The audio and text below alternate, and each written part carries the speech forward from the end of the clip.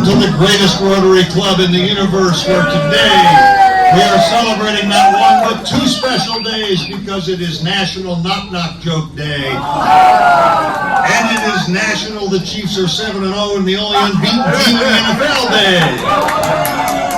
Natalie Bailey, would you come up please and lead us in our inspirational moment and pledge?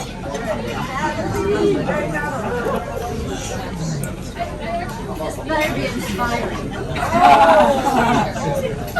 No pressure at all. No pressure. Hi everyone.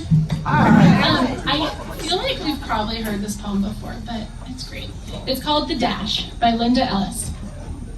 I read of a man who stood to speak at the funeral of a friend. He referred to the dates on the tombstone from the beginning to the end. He noted that first came the date of birth and spoke of the following date with tears. But he said what mattered most of all was the dash between those years. For that dash represents all the time they spent alive on earth. And now only those who loved them know what that little line is worth.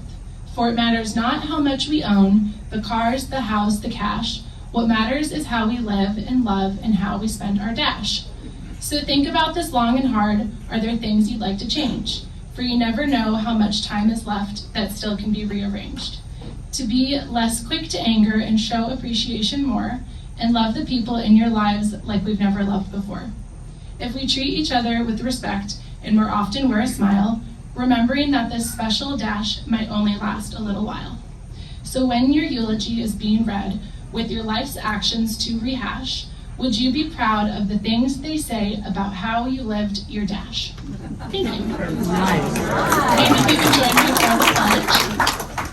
I pledge allegiance to the flag of the United States of America and to the republic for which it stands, one nation, under God, indivisible, with liberty and justice for all. Go Packers.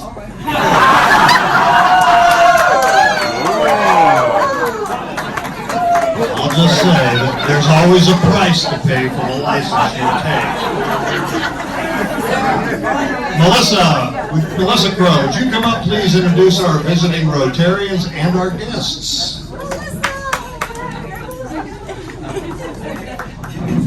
Good afternoon, everyone. So I would like to introduce our visiting Rotarians. First off is in banking from Anchorage Downtown Rotary, Joe Shearhorn.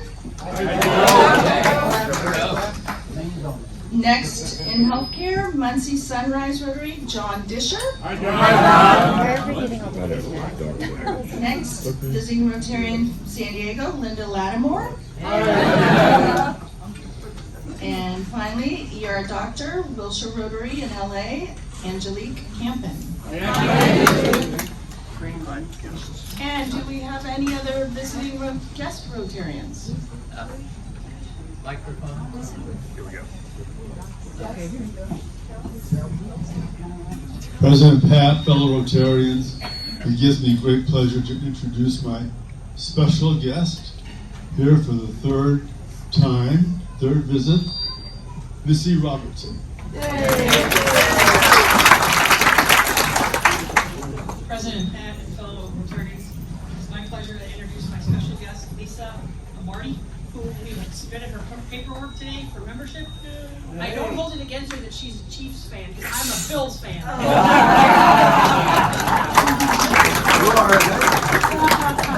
There we go. President Pat, fellow Rotarians, I have several special guests. First of all, I would like to introduce Brad Stump, who is here accompanying Angelique. And he's from Coronado. Second of all, I would like to introduce my very special guest, Jennifer Stein. She spoke a couple weeks ago and she's here again. Third, I'd like to introduce Lisa Garn, who is the wife of our speaker today. And finally, my very, very good friend, Gail Barton, who is here because of Coronado Island Film Festival. Don't find me. President Pat, fellow Rotarians, I'm very excited to introduce my special guest, Brian Lopez. He is the Director of Emerging Technologies for the Department of the Navy Chief Information Officer, and he has his paperwork today and will be joining us.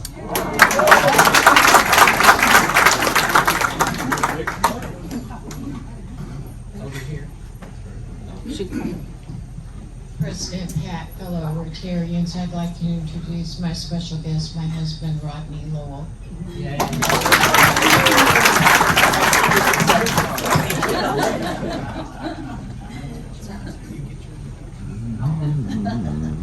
President Pat, fellow Rotarians, I'd like to introduce Julie Gallagher's special guest, but also my guest, Megan Keller, right here. President Pat, fellow Rotarians, I'd like to introduce my special guest, Paul Gerke.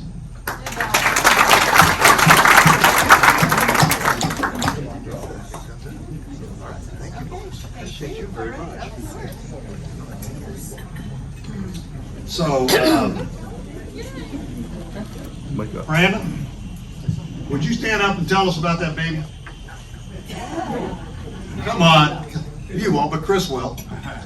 See, these guys are twins. Tell us about the baby. Okay. So, is it on? Can you guys hear me? October 13th, my wife Amy and I welcomed baby Sloan Ella into the world. 8 pounds, 9 ounces, and she's doing great now. She's a good eater. She's above her birth weight now, which is fantastic. And she sleeps all the time except for between 2 and 4 a.m. She's doing great. Very good. Congratulations. That's very special. Okay, Red Badgers. Let's see. We've got some Red Badgers here. Alex Megan, stand up and tell me what your favorite store to shop in, whether you're buying clothes, coffee, or cannabis, whatever it is. What's your favorite store to go shopping in?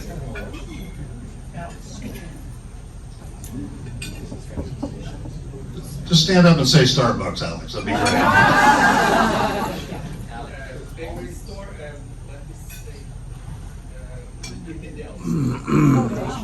Okay, the Dell Shops. That's great. Okay, Melissa, what's your favorite store to shop in? Pick one. They set up for me, Fair Trade Decor. Fair Trade Decor. Julie Gallagher is not here. Jim Lewis came in last week. Jim, what's your favorite store to shop in when you have to shop?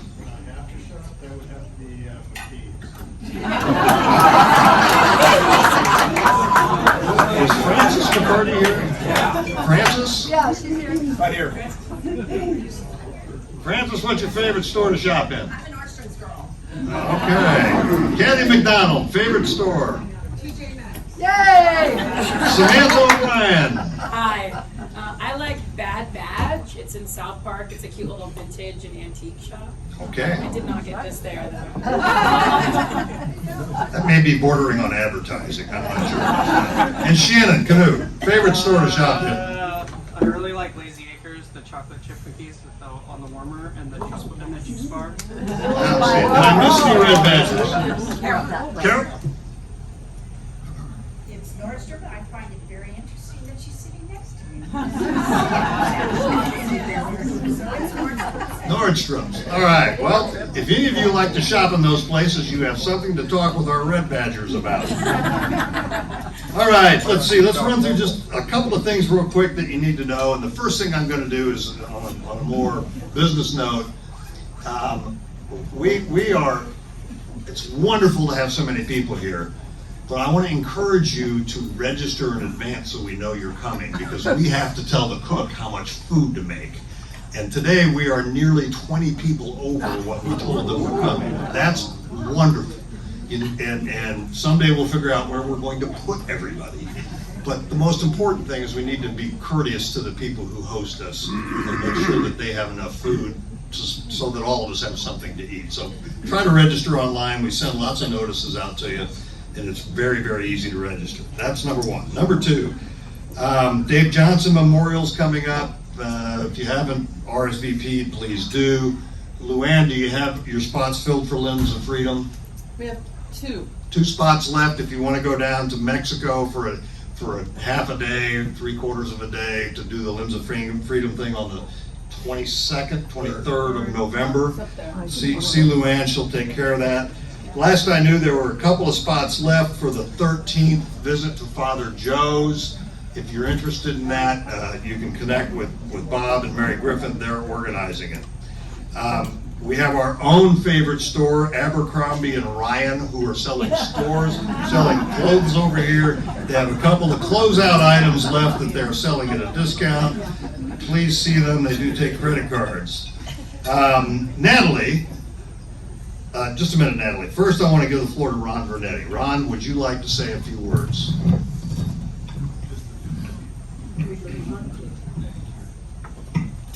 I would just like to express my deep appreciation for the Rotarians who gave of their time to help provide care for Betsy during my recent sojourn at Coronado.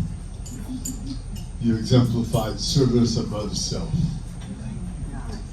Thank you, Ron. And we're so glad to have you back and see you in the flesh. I'm glad you're better, and we're happy to have you. All right, Natalie, would you like to talk about the district directory for 1 minute or less?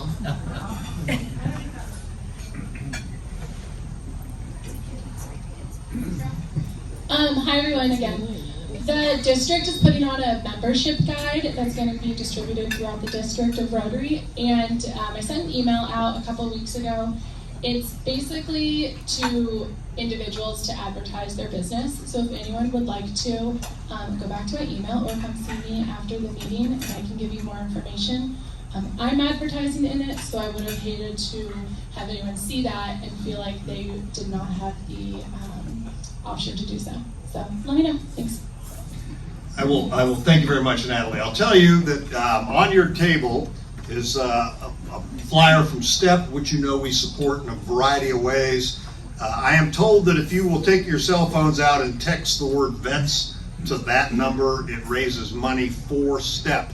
So take 2 minutes, take your phone out and make that text. You don't have to do anything more than that. And I don't think it costs anything. You do need to be either a veteran, retired, active duty, or a dependent of. So not just everyone can text it. Okay, if you are former military in some fashion. Thank you very much for that Or correction. share them, give them to other people that you know may be eligible. Or hand them out to other folks. All right, that's that. Now, let me run through a couple of things. Ginger, where'd you go? Ginger, would you like to talk about Christmas in October? Sure, I would love to. In 2022, when Luann was president, she let our club know about a competition for food, to collect food for area food pantries and food banks. We started collecting food for the food bank in Imperial Beach Neighborhood Center. And then in 2023, we formed a committee. Jenny Johnson, Carrie Sigenthaler, and I formed a committee. And the committee of 20 plus dynamic, excited people.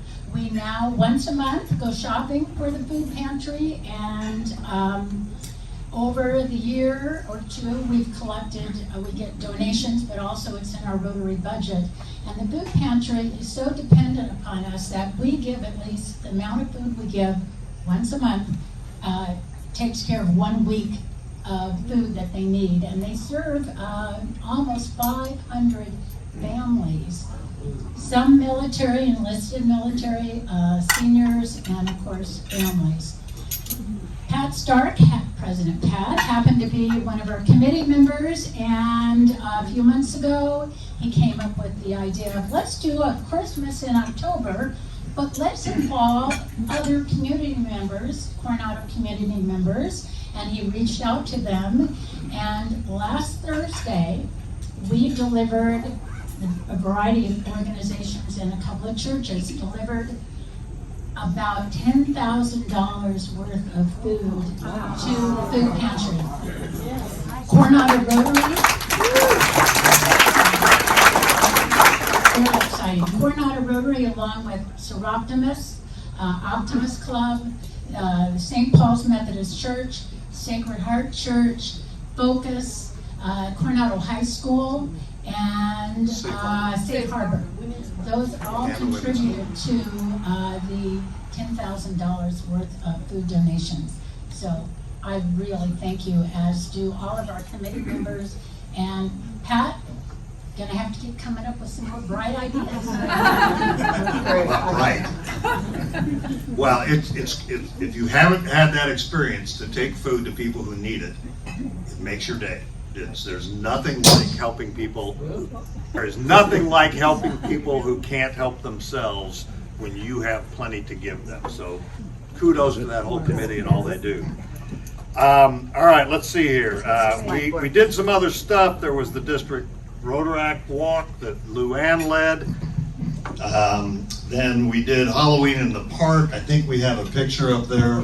Halloween in the park. What's remarkable about the Halloween in the park is that it was subtitled Beauties and the Beast.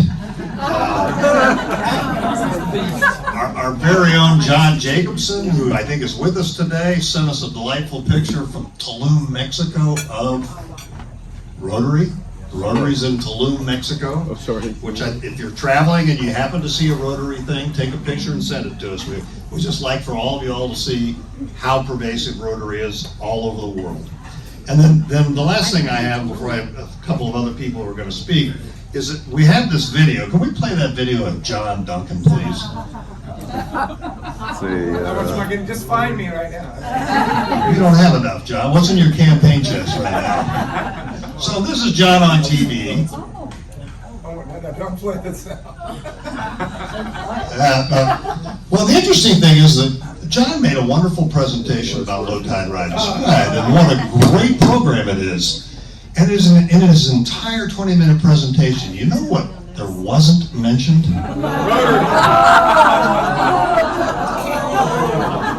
How much do you have, John? Send it in.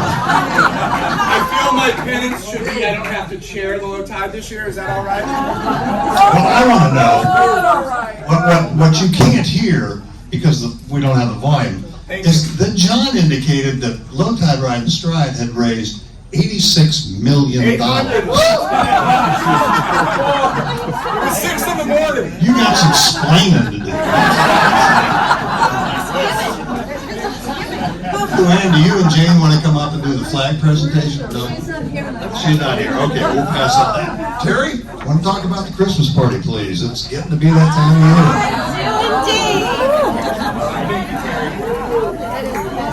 Wow. Hello, everybody. How y'all doing? I know it's not even Thanksgiving and we're not through Halloween, but I'm here to talk about the Christmas party.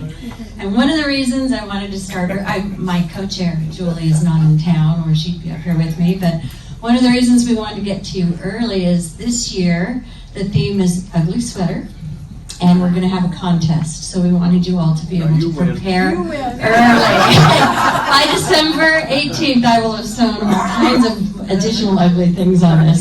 So the party is going to be at the Coronado Yacht Club. It's December 18th. It will start earlier this year. It'll start at 11, and we'll go to 1:30. And we are planning a number of events that we hope both kids and adults participate in. We have cookie decorating.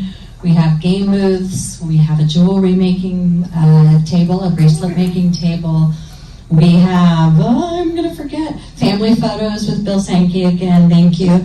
This year, Ari has agreed that Santa Claus will be dressed as Santa Claus the entire time. So he can jump in photos with everyone and mingle and play games with us. And we are celebrating any way that anybody in this room celebrates that season. So we'll have a lot of Christmas stuff handy. We're going to do some Hanukkah celebration. We're going to have Kwanzaa. If we have any Wiccans, let me know. We'll celebrate that for you. I'm looking for our new friends from Ukraine for anything that represents how you celebrate Christmas. It's not easy. I found some ornaments. I can't find a cookie cutter in the stalks of wheat, but I understand that's what you do, right? You can help me there. So if there's anything that anybody wants us to have present that makes you feel at home, we'd love to include it as well. We're going to start the day with caroling. The first hour from 12 to 1 is group caroling. We will have lyric sheets for all of you, and the piano right in the middle of the first room by the fireplace.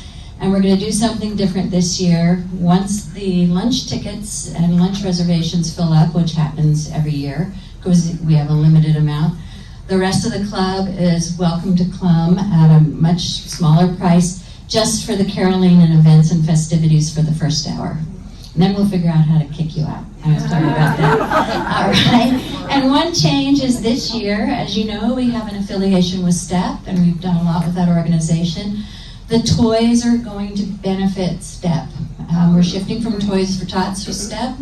The idea is that Toys for Tots is well established and brings in millions and millions of toys, and STEP has a real immediate need and made a passionate plea. And it's nice to do something for an organization that's right here in our backyard, and we can really feel the direct impact of that. So tickets will go on sale soon. We'll give you much more information, but start looking for your ugly sweater. Thank you. Very good. Thank you very much. So, Ed, would you and Juliane and Tom, you want to come up for the induction ceremony item?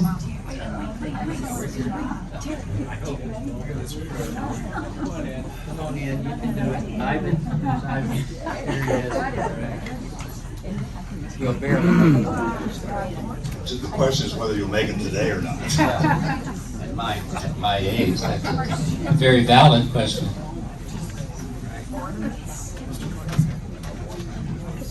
Organized here.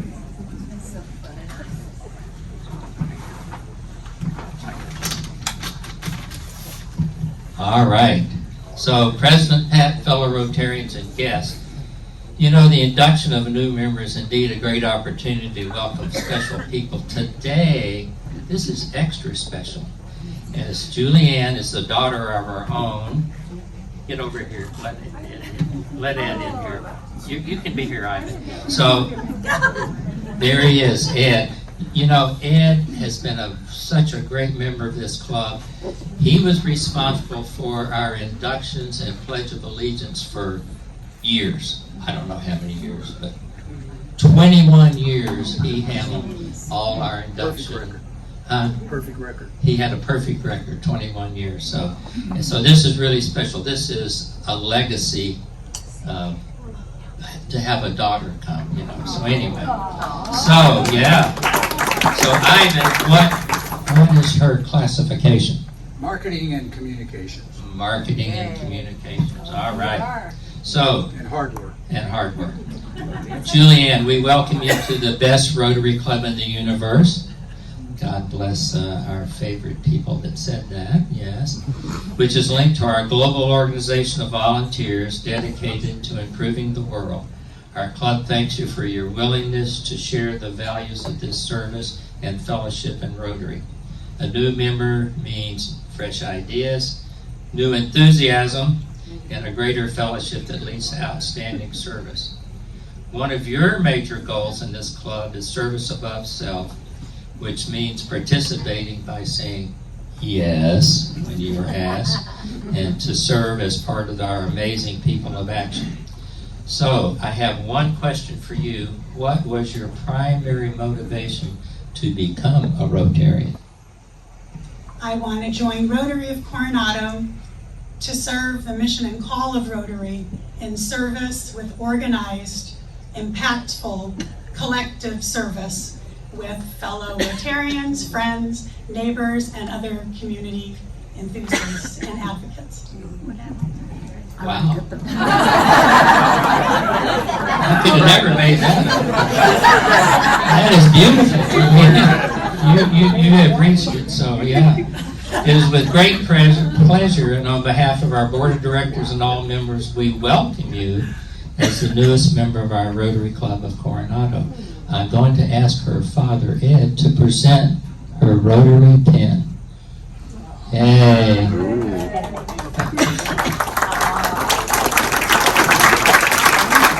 So, fellow Rotarians, stand up. Let's give her a big Rotary welcome. Juliane.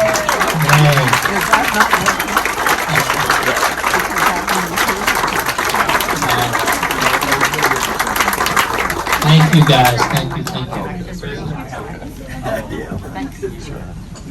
What a special moment. So we have just a couple moments, and you get to listen to me for just a minute on a little more serious note. And that is that I want to tell you a little story about something that happened in a small church in southern Mississippi a long time ago. it was near a college campus, and the Sunday services were pretty full, and one day a kid showed up at the services, and he was a college kid. You know, he looked like a lot of us did in college, with long hair, dirty blue jeans, flip-flops, and the like. And he wandered into the church, and the church was pretty full, and there wasn't any place to sit, and nobody really made room for him in the pews, so he kept walking to the front. And he finally got to the front, and he just sat down up by where the minister was preaching from the front. And about that time, the old patron of the church, we all know that one guy that's in every church who's been there forever, he walked with a cane. He got up and started walking down towards this fellow in the front, and you could just hear the murmur from the congregation. The congregation was saying, you know what, old Joe's going to get him. He's going to take care of that boy, and we're going to fix this problem right now before it gets started. And old Joe walked up to the front and put his cane down, and slowly he sat down beside this boy. He made that boy walk. The minister said, y'all are going to forget everything I say today, but you'll never forget that act of welcoming. And I say that to you all because we are so blessed that we have had so many new people come into our club. We have guests every week. Today we have 2 or 3 more applicants. We have a list of red badgers that is working on 25 or 30. Most Rotary clubs would beg for 1/10 of that. So we are truly blessed. But we are only blessed if we make these people welcome and let them fulfill what their desire is when they come into our club. So, if you know everybody at your table, look around. If you know everybody at your table, I want you to put $1 in that bucket in the middle.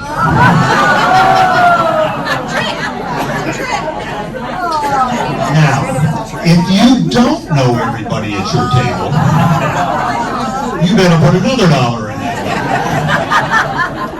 The point being, we need to make everybody welcome. We come here to see friends, and we enjoy our friends because we don't get to see them enough. We don't get to see them as much as we want. But these new Rotarians, they are your new best friends waiting to happen. Engage and make them welcome to us. All right, before we get to our speaker, it seems only appropriate, since it's National Knock Knock Joke Day, that somebody who I know is good on her feet can stand up and tell us a good knock-knock joke. So, Dr. Suzanne Pop, do you know a good knock-knock joke? Since you don't know a good knock-knock joke, would you come up here because I have a gift for you?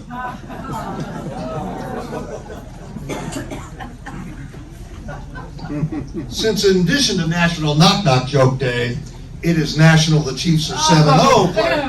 I have a banner for you today.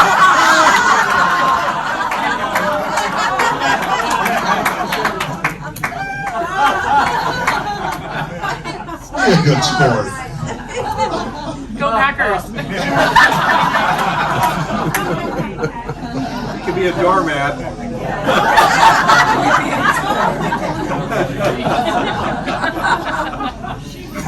All right. Let's see. Doug, would you like to introduce our guest speaker today, please? Shall I use that mic? Yeah.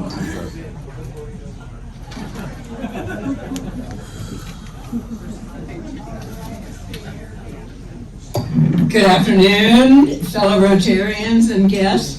Our only problem with that mic not working is that attached to it was Lee Freeman's mic. So, can you hear this? I can hear you. Okay. I heard too much of the All right, well, so if I put it right here, can you hear? Yes. Just checking. So, how about now? Good, all right. So, it's my honor to introduce our speaker today. Well, I've known Phil Garn how many years? We met, he's president of our film festival board, for one thing. And we first met because his wife, Lisa, who is a brilliant ceramic artist, and my husband Dale and I were in this awesome ceramics class together for several years, and part of that class was to have parties at my house, and everybody bring something in a ceramic dish that they had made. So we had these rollicking, fun parties, and Phil, of course, came too. At the time, he was training to swim the English Channel, which he did do. And after that, they had a vacation in Paris. I remember seeing all the pictures. And I knew about his Navy career and his swift boat stuff in Vietnam. But am I the last person on the film festival board to know that he was also a U.S. Postal Inspector? I had no idea until I got this bio from Jean Marie. Anyway, he is a Navy veteran and served as inspector for the U.S. Postal Service for more than 26 years. Gosh, you learn something new every day. He received his undergraduate degree from the University of Virginia. Garn is an avid swimmer, having successfully crossed the English Channel in 12 hours and 42 minutes.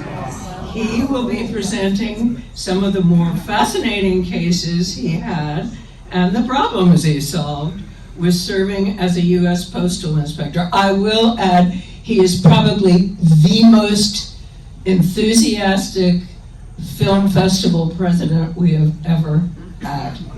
He comes to every meeting, every city council meeting, wherever he's needed. So I know we're going to hear some fun stories. This is Phil Garn, everybody.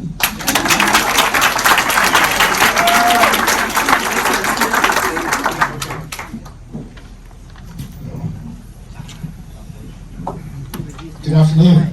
Can you all hear me? Yeah. Okay. So, without further ado, let's get into Mountain Express.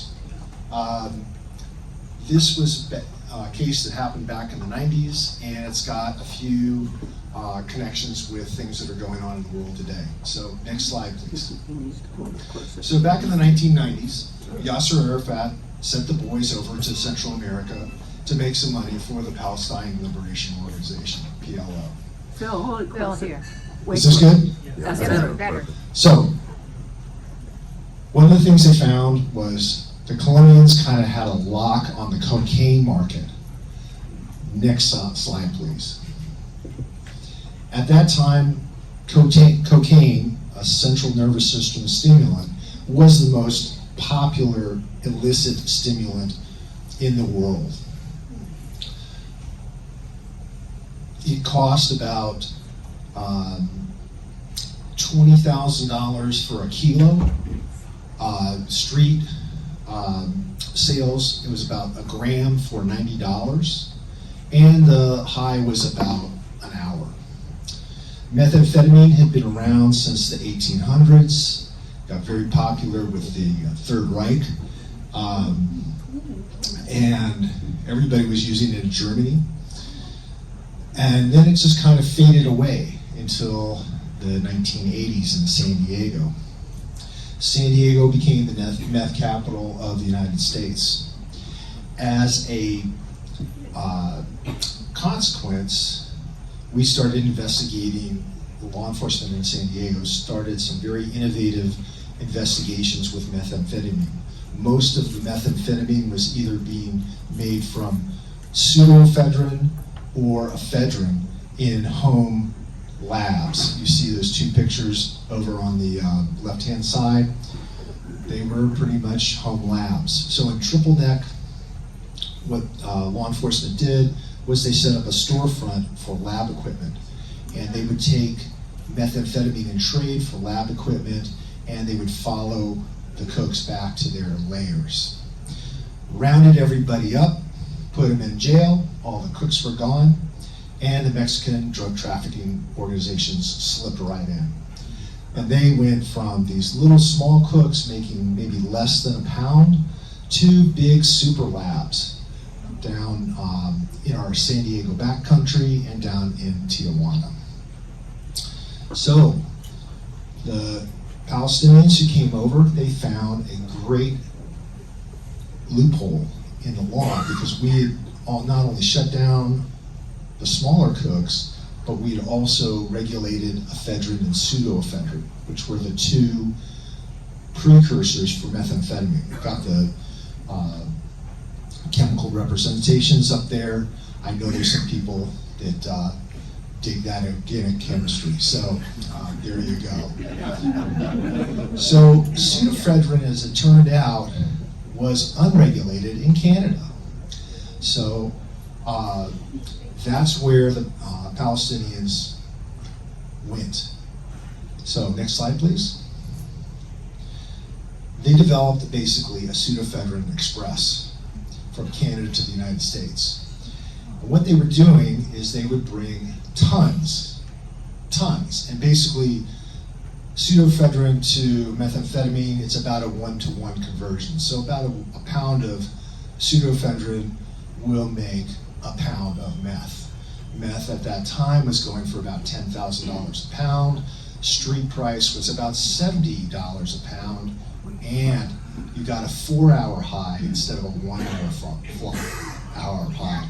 So where do you think the money was coming in? So they started this pseudoephedrine express, and they were generating lots and lots of money. Because like I said, they were bringing in tons of this, and we'll show you how they did it. Next slide, please. So, what does this have to do with the United States Postal Service? All right, sounds like a DEA case to me. Next slide, please. What they were doing was they were using postal seals to seal tractor trailers.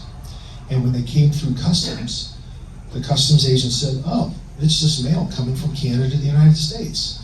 And most of our mail is moved by contract drivers, so they're not driving a postal vehicle.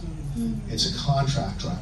So they were bringing in tons of pseudoephedrine that was going to be made into methamphetamine down in the super labs. The other thing that they were doing was they were using postal money orders to launder their money. And you'll see on the right-hand side, you'll see an older style postal money order.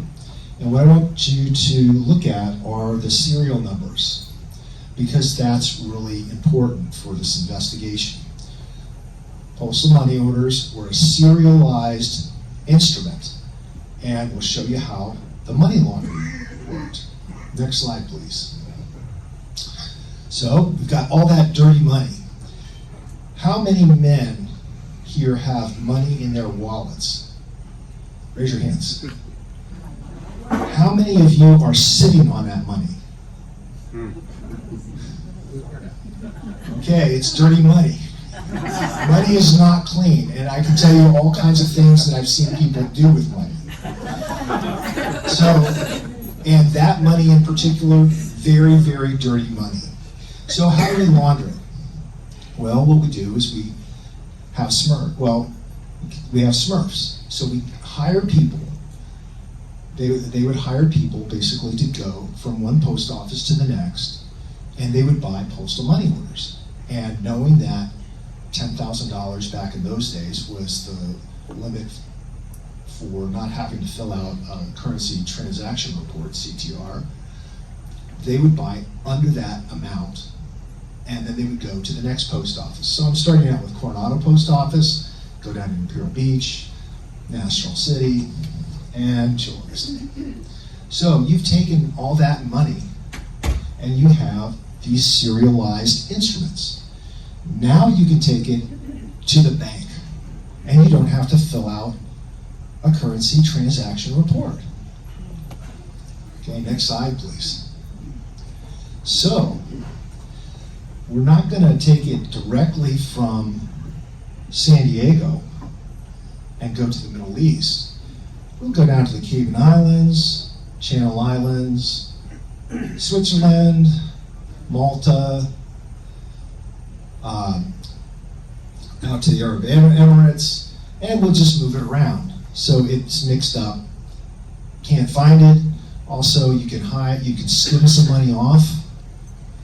So they were skimming money, and so Yasser could pay for the mistresses and other things. So that's the way they were getting money from San Diego to the PLO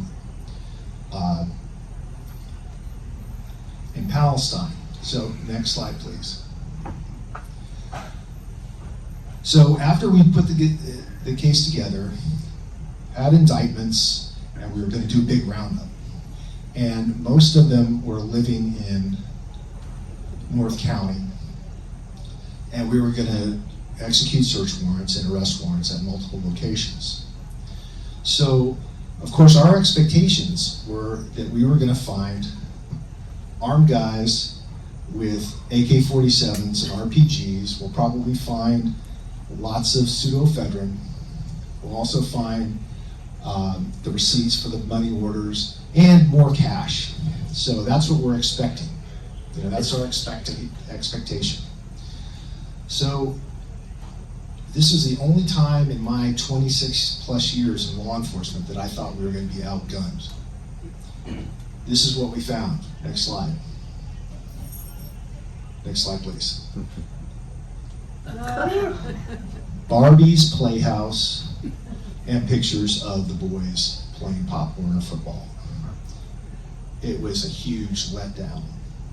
We found none of the guns, none of the shenags, none of the pictures of Yasser Arafat, none of that.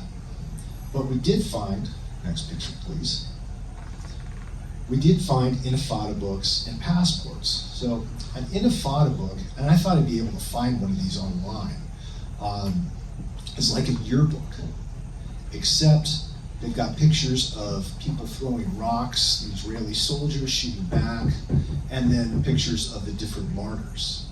And they're a fundraising tool that the PLO would use to raise funds for their cause.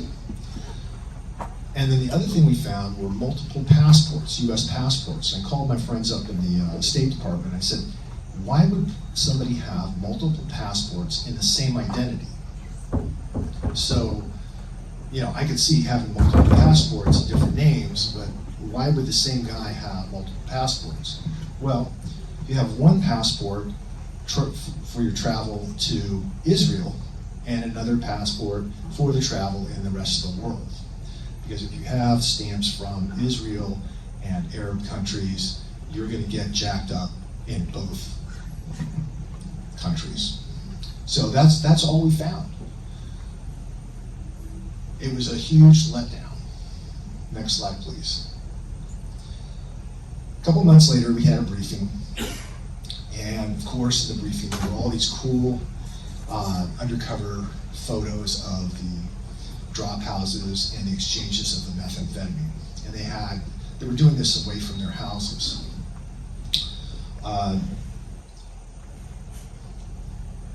And again, they had some rooms that were not in the houses, but in businesses, and they were bringing in, like I said, tractor trailer loads full of meth. Mexican DTOs would take it down to Tijuana or up to the backcountry to make methamphetamine. There was a really fantastic organizational chart to show who all these people were, and the backgrounds of the principals included Yasser Arafat's bodyguard and other high-level people in the PLO. So they were using drug money to fund the PLO. They were also using their families as cover. So it was quite an education. This was my first terrorist investigation. So next slide, please. So about 10 years later, I was on my third terrorist investigation, and I did a whole bunch of other investigations in between. And it was of Somali cot traffickers. So cot is another central nervous system stimulant that was being imported from Africa through convoluted routes. The money was coming from public assistance fraud, the cat trafficking. There was a lot of support of Al-Shabaab, who were in league with Al-Qaeda, and all these different elements. So it was another interesting investigation. But when I was starting to do some briefings and presentations to people, I was looking around, and everybody's looking and they're thinking that they're going to see the terrorists in a house with stacks of money, guns, pictures of Osama bin Laden, the whole shoot match. I said, it just doesn't work that way. It's much more sophisticated. So I put together a little slide that I would use for presentations. I'm going to show you that to you next. Obvious secret lair. And again, what colored my impressions early on in the terrorist investigation with the PLO was what I'd seen on TV. And this is exactly what people were expecting. They were expecting Jack Bauer to come busted in with a suit. The drones, there's the money, they're the terrorists, they're the girls in high heels. And I got a good girl in high heels story that some of you will appreciate. My office downtown was right across from the downtown library. And from time to time, they would rent the library out to film companies. So one day I was doing a lot of paperwork, and this film company was doing some filming on 8th Street, between 8th and 9th, actually down as far as 7th. So they would have these cars with SWAT agents, all decked out, all ninja'd out, with rubber MP5s, come screeching down the block. They'd all come to a skid, and then a guy with a suit would come out and lead this mob with his female partner, who was wearing like 6-inch heels. And I watched this thing like 5 times. Never saw the completed production, but I saw the rehearsals. And they would come in, skid to a stop after racing a block, and then Jack Bauer and his female partner would lead the raid team into the library, which had the library covered up. So that's another story for another day. But do you all have any questions? More stories. Sir. Yes. Did you arrest people? Oh, we arrested lots of people. How did you get If you found a Barbie dream house and football players, how did you link that house to the drugs or the money? So what they were doing, like I said, is they were using the postal seals to seal up the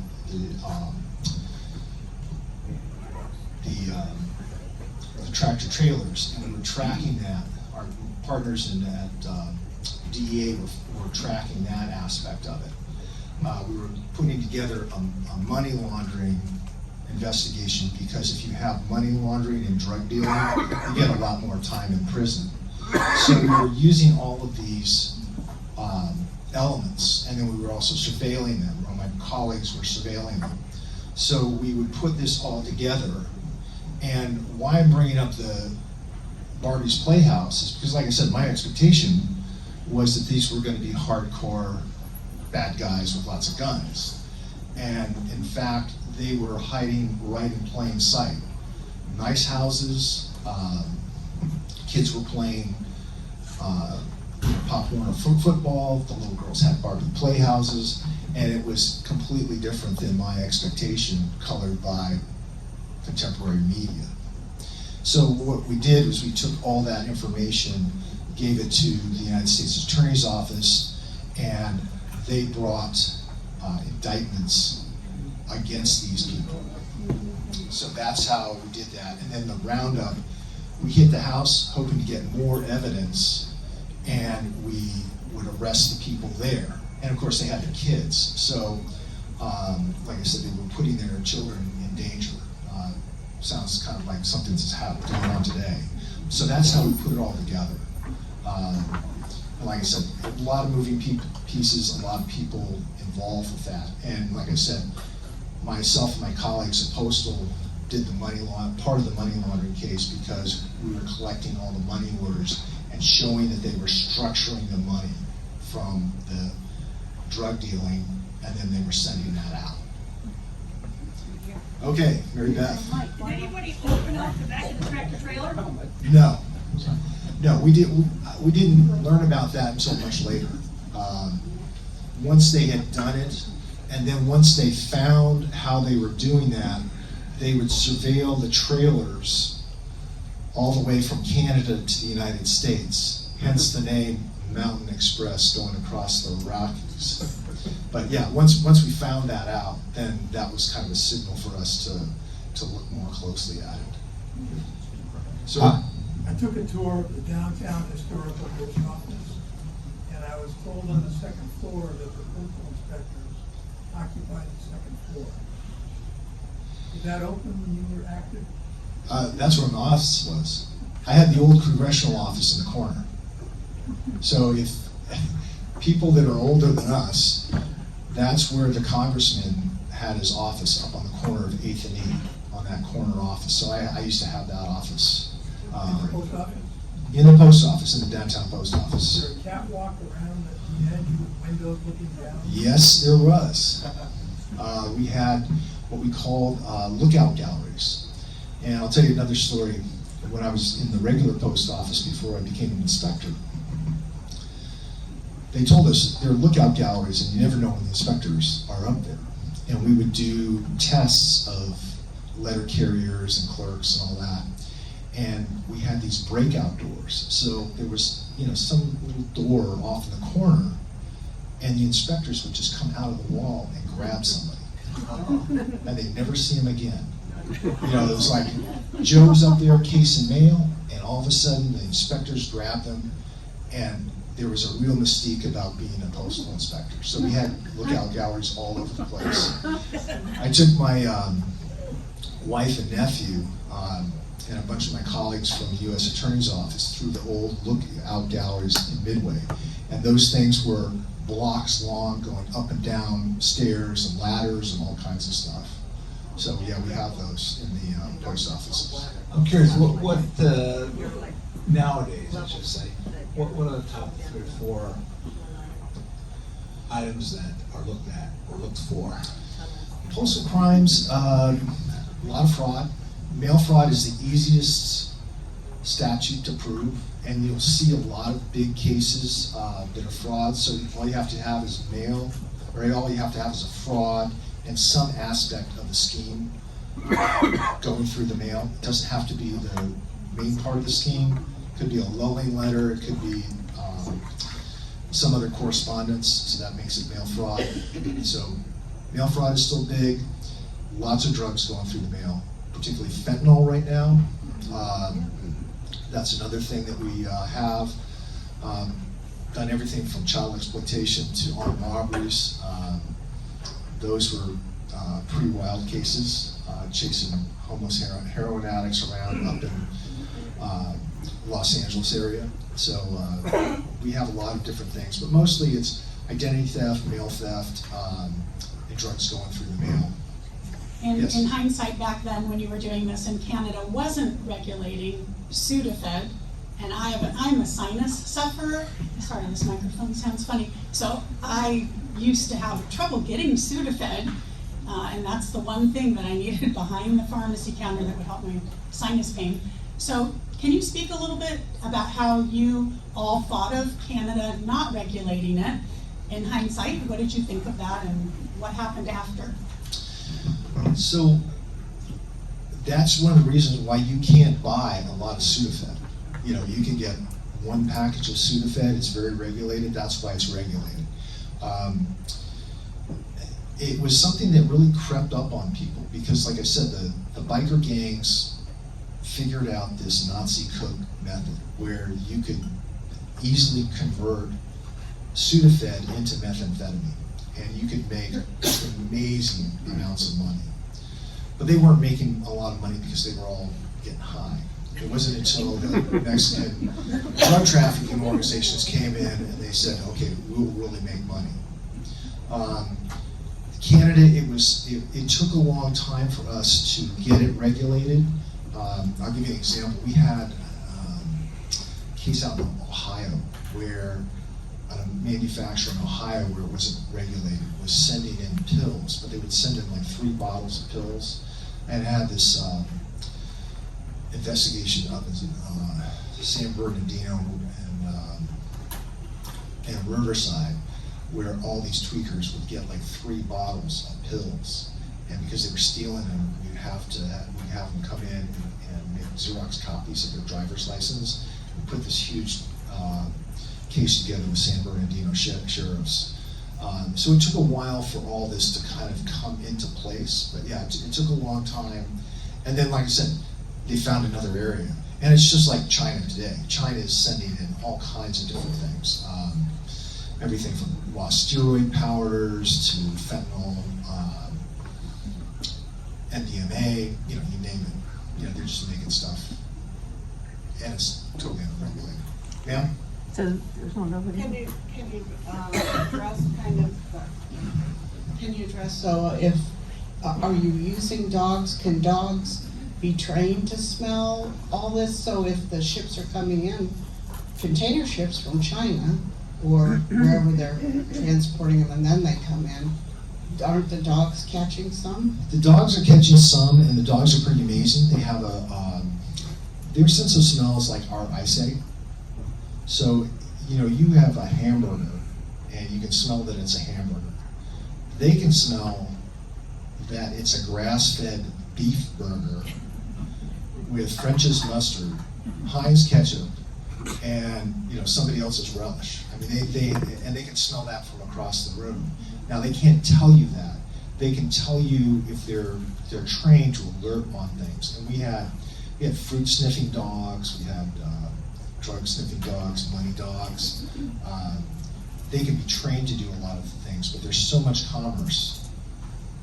It's very hard to target everything coming in. It's unbelievable the amount of commerce that is coming through customs. So we can't get everything, but they do train dogs. They've got X-ray machines. They've got all kinds of cool stuff. And one of the things that was super fun to do with customs is you could just open up everything. And we had to get search warrants. And with customs, it's like, okay, we're just going to open it up. And they would tell us different things to look at. And one of the things that was interesting when we were doing one of the steroid investigations was they told us, look for documents. So if you have any college applications that are coming through, grab those and open them up and give it to us. So what was going on was the Chinese were counterfeiting certain documents for admission to American colleges, and there was something that they were counterfeiting. So they explained what was going on, but we got to see the applications, and we're looking for drugs and all that. But we got to hear about all different kinds of things that they were looking for, including counterfeit purses. Anyway, sticking with the applications. 9 out of 10 of those applications were for hard science, and 1 of 10 was for an advanced business degree. The other thing was that they were beautifully written in English, their applications. Flawless English. And I had a TA in college, and her English was not very good, and these things were just absolutely flawless. So that's another huge scam. The purses, for the ladies, will dig this. They brought out 2, I can't remember the Coach purses, I think they were Coach purses, and they say, which one's fake? So we're looking at them, and zippers seem the same, the hardware seems the same, really good quality. And we're looking at them and can't tell which one's which. Well, it's this one because the dust bag is thicker quality. That's the real one. So it was just unbelievable what's going through our borders. Sir? Whatever happened with the Yasser Arafat case? Oh, those guys all went to jail. All the guys that were over here, they all went to jail. Kids got deported. But of course, you know, Yasser Arafat had raised millions of dollars for the PLO. And again, it was through drug dealing. But that's the, yeah. We appreciate you, Phil. Thank you. Everybody needs a coffee cup with a Rotary four-way test on it. Thanks so much for that. We appreciate it. Two things before you go. First of all, there's a very brief golf committee meeting. If you're interested in being on the golf committee, you'll be out of here in 5 to 10 minutes afterwards. We're going to meet right over here afterwards. And number two, we have an election Tuesday. We all know that. And some of my Rotarian friends are going to vote Republican, and some of my Rotarian friends are going to vote Democratic. And all I want you to know is that next Wednesday we're all still going to be Rotarians. And the important thing to remember about that is that we know that, but we need to set an example for everybody else in this town. Lastly, kudos to everybody who had the guts to step up and run for office, irrespective of what the outcome is. We're proud of all of you. With that, we are adjourned until next week.